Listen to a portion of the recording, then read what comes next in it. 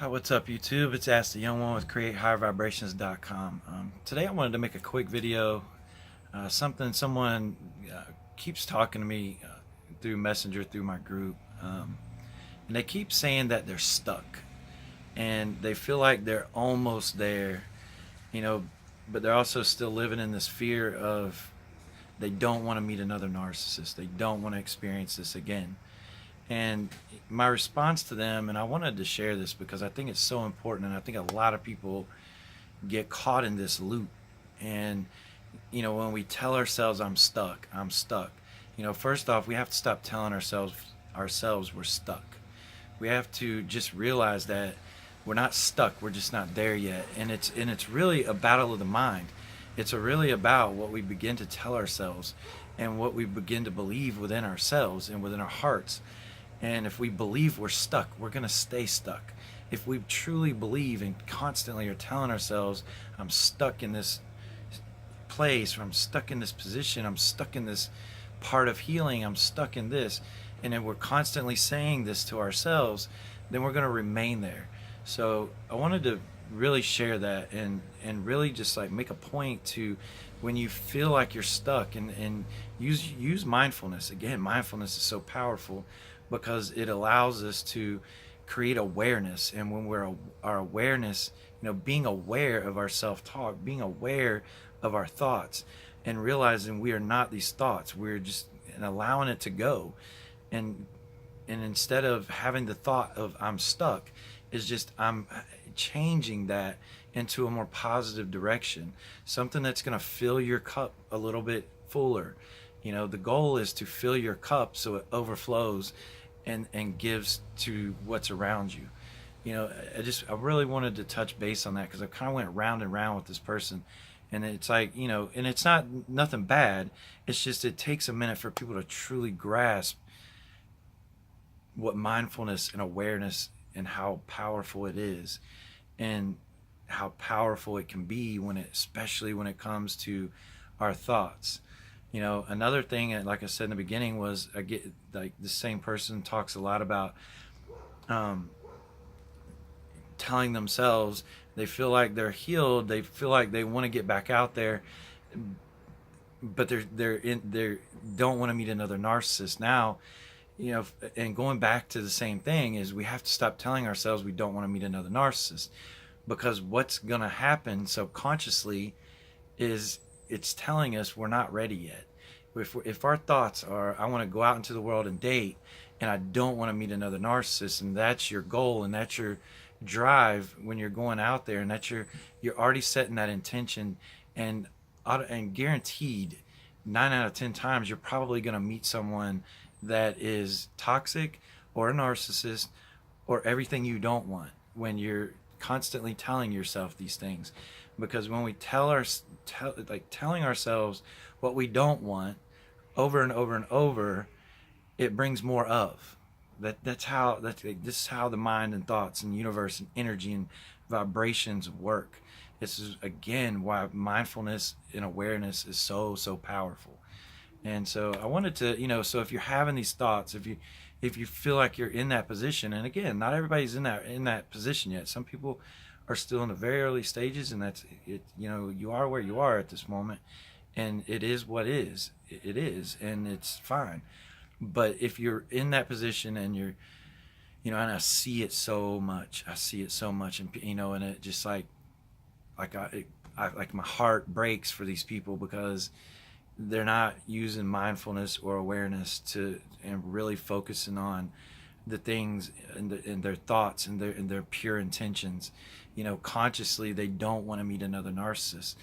So the answer to this is, it's like Trent Shelton. I don't know if anybody watches Trent Shelton, but he's powerful. He's a motivator. He's awesome to watch, and his biggest thing is LBB it, and it's live it, breathe it, be it.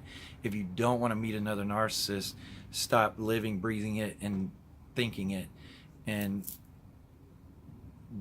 literally become what you want from another person. Literally bring that from the inside out, and that is what you will get.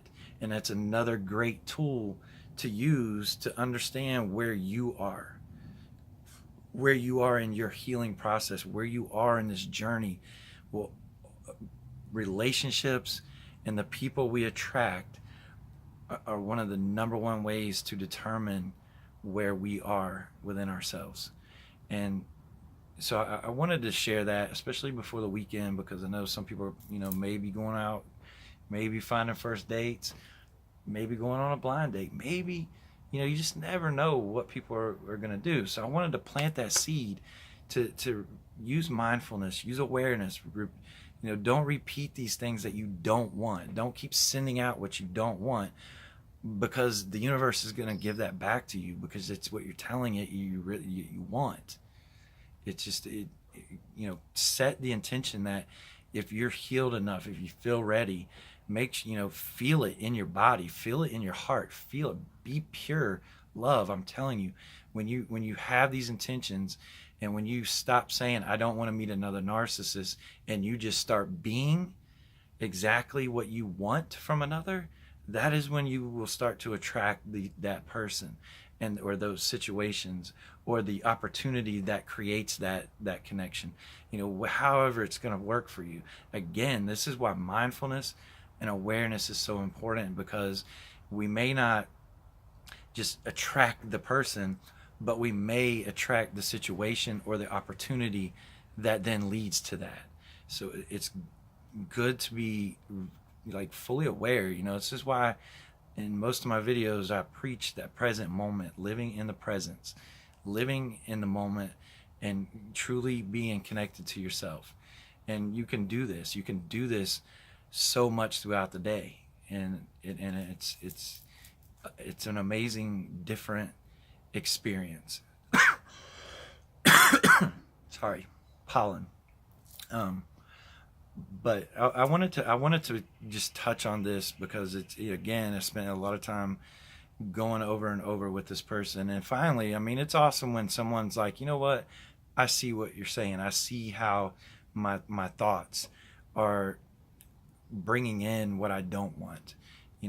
And again, one last thing on the I don't want to meet another narcissist. I think I've covered this in another video too, but again, that's we're functioning from fear, because really that is fear saying, I don't want to do this again. I don't want ever to experience that. And it's very understandable to never want to experience that. But at the same time, we really got to embrace and truly get out of the ego mind and really be mindful of our subconscious. This is how we change the programming. This is how we conquer old beliefs. This is how we renew things, is through mindfulness and bringing it to awareness and understanding what we're thinking all the time. And it's not like it's something that is like a constant, like, oh my God, I gotta be this way. Trust me, if you do it enough for a month, if you're like this for a month, 1 month, focus on mindfulness, bringing things to awareness for 1 month, it will begin to become your natural state. It will begin to be how you just naturally function in the world, in your daily life. Naturally, you will become mindful of all things, thoughts, feelings, situations, how others make you feel. You'll be mindful of what's always going on with you. And I think it's something good. So I wanted to share this and post it. And something else I'll recommend, that might help with some people is I wear Maya for meditation. This is a moon bloodstone bracelet, and I wear it. And when I'm practicing mindfulness and awareness, and I get in a situation where maybe later I realized, damn, I went into ego and kind of lost my connection to mindfulness. And then I'll just switch hands. And each time I realize it, I'll switch hands. This is like a reminder. It's like a way of continuing that throughout that 30 days or that 21 days or whatever you want to do it for. But it's like a reminder whenever we lose track of mindfulness or awareness in a situation, and we kind of can reflect back and say, damn, that I could have responded different had I been in mindfulness, or had I been able to not jump into my ego to react. Then you switch hands. So it's something to think about, whatever it takes. But I can promise you, you will never ever go wrong with mindfulness and allowing yourself to change the way you're putting things out there. So I thought it was just an important reminder, a 10-minute reminder. So with that, I will go, and I hope everyone has a beautiful weekend, and I'll talk to you later. Namaste.